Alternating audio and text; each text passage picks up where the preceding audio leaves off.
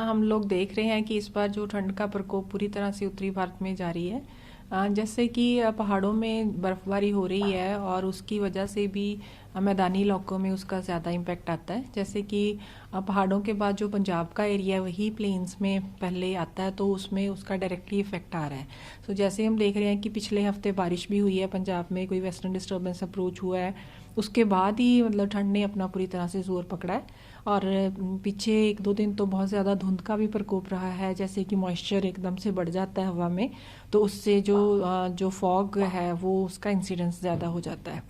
और लेकिन अभी भी आज भी हम लोग देख रहे हैं कि सूरज बिल्कुल बाहर नहीं निकला है और पूरी तरह से ठंड का जो आगमन हुआ है। और इसी तरह से अगर जो फोरकास्ट हमें आई है जो भारत मौसम विज्ञान विभाग की तरफ से, तो अभी 3-4 दिन हम जैसे देख सकते हैं कि उसमें 19 तक इस तरह ही रहने की संभावना है कि जो शीतलहर है अभी जारी रहेगी। जो टेम्परेचर्स हैं वो भी नॉर्मल से कम ही चल रहे हैं। जो दिन का तापमान है वो 5-6 डिग्री जो नॉर्मल से कम चल रहा है। इसी तरह से जो रात का तापमान है वो भी 2 से 3 डिग्री जो नॉर्मल से कम चल रहा है। जैसे हमने देखा है कि लास्ट जो नवंबर का भी जो रिकॉर्ड है, इवन आईएमडी तो कह रही है कि 70 इयर्स का रिकॉर्ड ब्रेक हुआ है। और हमारे यहाँ पे भी नवंबर में कभी इतनी, जो हमारे पास 1970 तक का डेटा है उससे ऑनवर्ड्स, तो हमारे पास नवंबर में इतना लो टेम्परेचर कभी नहीं गया।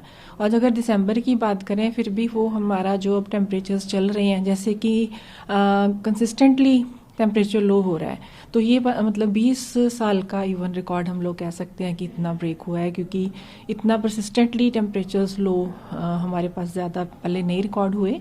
तो इस तरह से जैसे देख रहे हैं कि ऑलरेडी अब 4-5 दिन और भी इस तरह की संभावना है, जैसे कि बारिश की अभी कोई संभावना नजर नहीं आ रही है, लेकिन ठंड का प्रकोप जो इस तरह जारी रहेगा। हाँ बिल्कुल, फॉग भी जारी रहेगी और जो हम लोग कहते हैं कि कोल्ड वेव जो है वो परसिस्ट करेगी।